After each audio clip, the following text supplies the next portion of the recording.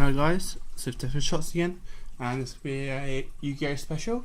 So I'm going to do something really different today. I'm just going to do a quick special on a card that I've been looking at for a few weeks, finally been testing it for a few weeks, finally got hold of a play set in the last week and played at my locals this weekend, and it was really good. Really good. So I'm going to quick chat about something that I really like at the moment. Probably the most impressive card from Legacy of the Valiant for me, apart from Exciton and Arc. Arc's obviously the most impressive card, but this is of the non-synchro expertise, something just general in there. And that card is Rainbow Kuriboh. Any of you are aware, this card has had quite a weird start to the format. It's quite a weird start to its life in Yu-Gi-Oh! TCG over here. This card was basically overlooked. It was one of the few cards that no one really cared about. It was it was the dumb secret to get, one of the dumb secrets to get the set. Going for about £5 each, which is probably about $7-8 I think. And it was basically no one was bothering with it. And then Jeff Jones came along and said this card's really damn good. I love this card. And everyone started looking at it and they were like, oh, it is alright, it's really not bad. Also, because everyone wasn't sure why it was so good, because people in the OCG were remaining to, but they're under Dragon format. So people were still unsure on how this card was going to perform this format for TCG. I've tried it now and I kind of like it actually. That's why I'm maining the 3. This card's just, so this card went from like being £5 or $7, $8, and Jeff Jones said about it, and overnight it went to like £15 each, which is about, I think, $18, $19 each. So I'm really lucky to have a play set, considering the hype behind this card, considering the value of this play set. I managed to trade for one and get 2 really cheap, so I managed to get them all for the price of 1, which is really good for me. I've tried it, I've played it. I'm going to go through its effect real quick and then I'll let you know what I think about it. So basically, this is it. This is Rainbow Kuriboh. Its effect reads, let me bring it up there. Its effect reads, you can only activate each effective Rainbow Kuriboh once per turn. When an opponent's monster declares an attack, you can target that monster, equip this card from your hand to that target, it cannot attack. And it has a secondary effect, which is when an opponent's monster declares a direct attack. You can special summon this card from the graveyard. If special summoned this way, banish this card when it leaves the field. It's a fiend, it's a light, 1-star, 100 attack and defense monster. It's really actually good for 2 separate reasons. I'll go through the first effect first, which I think is its main best one, which is the one where it stops opponent's monster attacking. So when an opponent's monster declares attack, it then gets equipped out of hand. So this gets around Limb, I believe, because it transforms itself into a quick card in the hand, and it's no longer a monster. So it gets around Limb, it gets around Skill Drain, because it activates in the hand. And then it equips itself and the monster can't attack. I'll tell you why I think that's so good right now. Basically, this format at the moment is dominated by Bujin's Fire Fist. Primarily, you still have Mermals and you still have Spellbooks, but the biggest decks people are hyping up right now, other than Hieratic Dragon, are Mermal and Fire Fist. Fire Fist seems to be the best deck.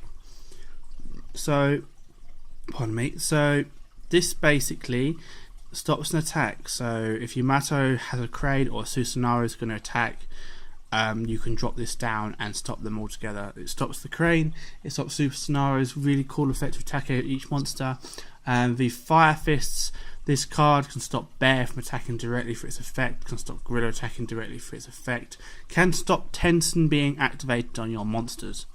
So that's really good. That's why I really like this.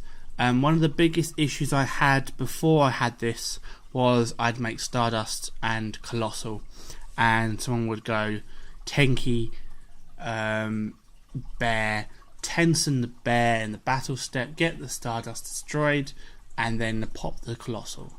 What this basically does, stops that whole thing. So that's one of the reasons I got this. It's the same principle with Yamato. They'd go Yamato attack, Crane over Stardust, go Quillin, pop the Colossal.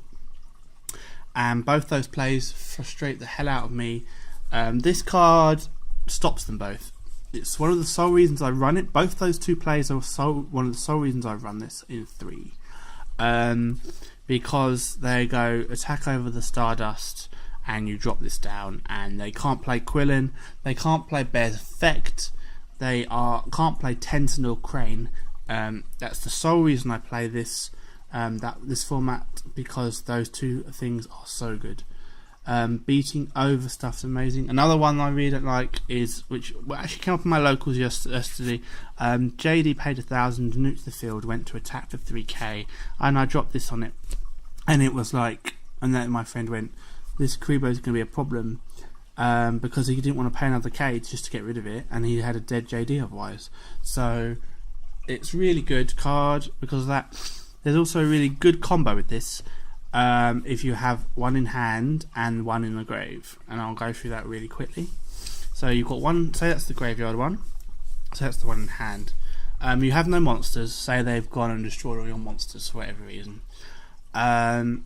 You can actually use the one in hand to protect the one in the graveyard, giving you a monster for next turn, or to stop an OTK play. Say they have 2 monsters, so you're not going to die, and you've got low life points, so you're not going to die this turn. They'll go to attack the first one. You special summon up this off the direct attack. They then go to attack this, and you drop this one from hand. Basically, they've got now one monster can't attack. You're going to take no life point damage, as this one's going to go off the second monster if they have a second monster, and basically then there's no damage you take off the OTK play if there's two monsters. If there's 2 or more monsters, you can manipulate this, so they make 4 or 5 monsters, and you've got the full life points, and they're going for an OTK. Let the first 2 through. Kuriboh the second to last one. Rainbow Kuriboh the final one. So you don't get OTK'd, you're left with about 3k. So it's a really good card for that reason. As you know, guys, I also play a mill deck. So where milling this is not so bad. It's a light target. It's also summonable, so it's not dead in hand if I have to summon it. I'd rather not summon it. If it's in the graveyard, I've milled, so I get a secondary effect no matter what. Its secondary effect is pretty much a lot like Gardener, and if anyone used to play under Gardener format when we had 3 Gardeners in deck, that went to 1 for a reason. Gardener went, I think it was to 1 or 2 for a reason, guys. This may yet see the ban list eventually. I have a suspicion it may yet get put on the ban list in the long term, because of its effects are so good. The biggest effect is to stop a monster attack. There's nothing else that that does that other than Scrap Iron Scarecrow, and that card, though reusable, can only stop 1 attack a turn. This can stop a whole monster attacking for good. So it's a really good card. It's really good. You can reuse it in the graveyard with Emerald if you don't want to use it as an attack blocker. You can also put it back to hand off M7 too, which is really good. You can also put it back to hand off Beckoning Light as well if you wanted, which is also amazing.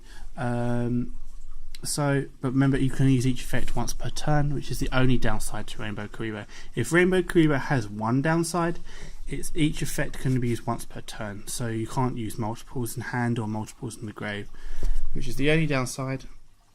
So that's really why I like this card so much. It stops monsters attacking, it stops all sorts of things, it keeps your advantage. That's the biggest thing with this card. This card keeps your advantage on the field once you've made monsters, or set monsters and they've got through, rather than allowing someone to beat over them.